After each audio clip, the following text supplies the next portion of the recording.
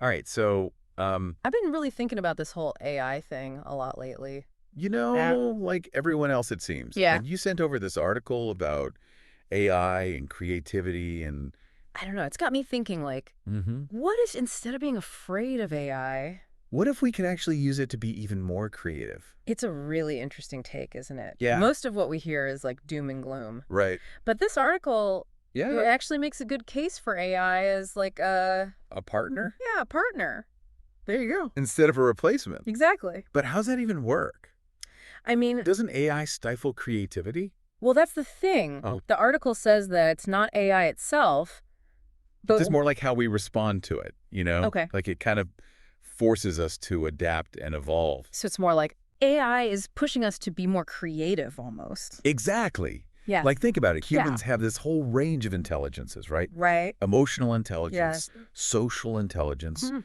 and of course, Yeah. creativity, Creativity. AI, that just can't replicate those things. Not in the same way, at least. Exactly. Yeah, yeah. And the article says that these uniquely human skills are going to be even more important in the age of AI. So it's almost like AI is highlighting what makes us human. Yeah, exactly. Right. Oh. How do we actually use it to boost creativity? Well, the article talks about this idea of constraints. Constraints. Yeah, basically limitations. Okay. Now that sounds a little counterintuitive. It does, doesn't it? I mean, you would think. You would think that having no limitations would be the key to being creative. You'd think so, right? Like total freedom. Yeah. But the article argues that too much freedom, too many resources, it can actually stifle innovation. Ugh. How? Think of it like this. Imagine you go to a restaurant Okay. and they have this massive menu. Hundreds of options. Yeah, hundreds. It's overwhelming, right? I've totally been there. It's like you end up just freezing up. Totally. You're so worried about making the wrong choice that you end up just ordering something you've had a million times before. Yeah, you just default to what's familiar. Exactly. So you're saying that having too many choices can actually make us less creative. Exactly. When you've got unlimited options, it's harder to commit to an idea, to really dive deep and experiment. Okay, I can see that. Yeah. But where do constraints come in? So now imagine instead of that huge menu. You go to a restaurant and they only have like 5 things on the menu, Okay. but they're all really interesting and unique. Uh, Suddenly your choices are limited, but you're more likely to try something new, something you wouldn't have even considered before. I guess that's true. And that's where the creativity comes in. When you're working within constraints, you're forced to be more resourceful. You have to think outside the box. So it's about setting limits to actually push us further. Precisely. Yeah. The article used the example of startups versus big companies. Okay. Startups, they've got limited resources, right? Yeah, usually. They're working with tight deadlines. Mm-hmm. They have to be scrappy to survive. Right. And that often leads to the most groundbreaking innovations. Because they can't just rely on the same old way of doing things. Exactly. Yeah. You have to find a new way. Okay, so how do we apply that kind of thinking to, like, A company that's not a scrappy little startup. well, the article argues that this principle, it applies to companies of all sizes. Okay. It suggests that instead of having all these rigid rules and processes, It can be really soul-crushing. totally, it's like this soul-crushing bureaucracy. Yeah. It's saying that embracing constraints could actually lead to a more innovative and more human-centric workplace. Okay, so you're saying we ditch the rule book. Well, not completely, but Yeah. it's more about Shifting from here's the rule book, don't deviate, to That's- more like here's the challenge, surprise us. give people a little more freedom. Exactly. It's about trusting your team to be creative, to find solutions that you maybe wouldn't have even thought of. Instead of just fearing that AI is going to take everyone's jobs, Mhm. what if we looked at it as a way to free ourselves up? From all that tedious, boring work, There you go. and use that extra time and energy to be more creative. That's exactly what the article is suggesting. It's about using AI strategically Okay. to free us from those tasks that are, frankly, Soul-crushing themselves. yeah. You know, all that repetitive stuff that Mhm. AI can actually do much faster and more efficiently. Right. So then we've got all this extra brain power to actually.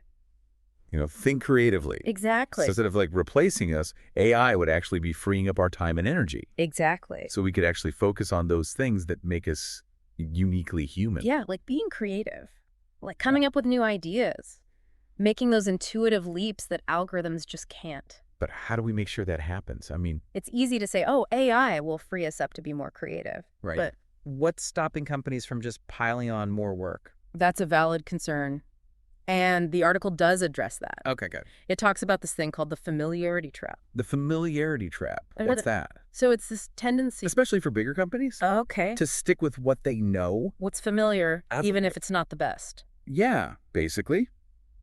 They prioritize the known over the new, even if the new could be something amazing. Because it's scary. It is scary, right? It's a risk. It's a risk to change. Exactly. And big companies, they often get stuck in this rut. The familiarity trap. Exactly. It's like they're so afraid of disrupting the status quo. They become their own worst enemy. Right. They end up clinging to these outdated ways of doing things. And missing out on all the amazing possibilities. Exactly. So the question becomes, how do we break free from this familiarity trap? How do we escape it?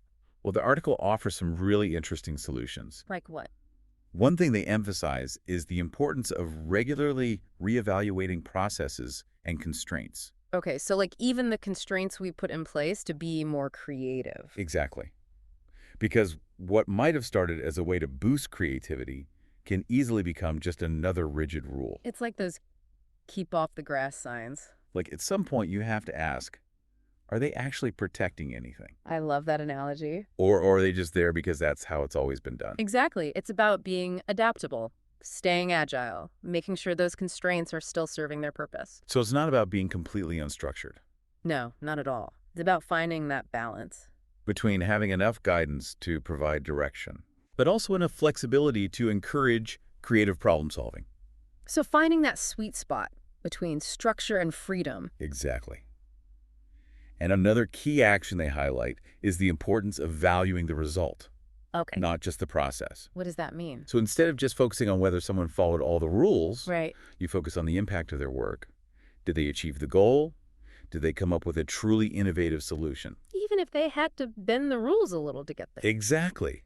It's about creating a culture where people are encouraged to experiment, to maybe even break a few rules in the pursuit of a truly groundbreaking idea. That reminds me of something else the article mentioned. It said that changing rules isn't enough to change behavior. Oh, that's so true. Like you can't just change the rules on paper. You have to change the whole culture. Exactly. The underlying beliefs and assumptions. It's like Montesquieu said centuries ago. To truly change behavior, you need to change customs and habits, the way people think and act on a daily basis. You need to create an environment where it's safe to experiment. Yes. And to make mistakes. Because that's how we learn and grow. Exactly. When people are afraid to fail, they're less likely to take risks. And without risk, there's no innovation. Exactly. It all comes back to that psychological safety, Feeling like you can try something new. without being punished if it doesn't work out. And that's where leadership comes in. They need to create that culture of trust and openness. Because if people are too afraid to experiment. We're never going to see those truly groundbreaking ideas come to life. Exactly. It's about creating an environment where people feel empowered to think outside the box. And AI can play a role in that by freeing us from all those tedious tasks that stifle creativity. Precisely. It's about seeing AI not as a threat to our jobs, but as a tool to unlock our full potential as creative thinkers. It's almost like AI is pushing us to rediscover those uniquely human skills. That will be even more valuable in this new age of technology. I think you're onto something there. It's like AI is forcing us to remember what it truly means to be human. And maybe that's not such a bad thing after all. Not at all. In fact, it could be the key to unlocking a whole new era of creativity and innovation. You know, it's funny because this whole conversation, It's made me realize that this whole constraint thing, it's not just about companies, is it? no, not at all. Like, I've definitely had times in my own life We're having some kind of limitation. actually forced me to be more creative. Oh, absolutely. Like when you've got all the time and resources in the world. It's easy to just procrastinate or overthink things. It's true. You can get lost in the weeds. Exactly. But when you've got a deadline looming, Or you've only got limited resources to work with. suddenly you've got to get scrappy. You've got to find a way to make it work. Exactly. And that's when those creative juices start flowing. It's like that saying. Necessity is the mother of invention. Exactly. And the article actually touches on that. Really? Yeah, it talks about how the Industrial Revolution itself, It was fueled by this incredible drive. to understand the world, to push Yeah. the boundaries of what was possible. And you're saying there's a connection there with AI. I think so. Yeah. Because like back then, They had all these limitations too. right. Yeah, limited technology, limited resources. Exactly. But they didn't let that stop them. They saw those limitations as a challenge. And that led to some incredible breakthroughs. Exactly. And I think we're on the verge of something similar with AI. So instead of being afraid of it, We should be looking at it as a tool. to unlock a whole new wave of creativity and innovation? Exactly. And this is a big but. Okay, I'm listening. We have to be mindful of the potential downsides. What do you mean? Well, like we've been saying, constraints can be incredibly powerful, Right.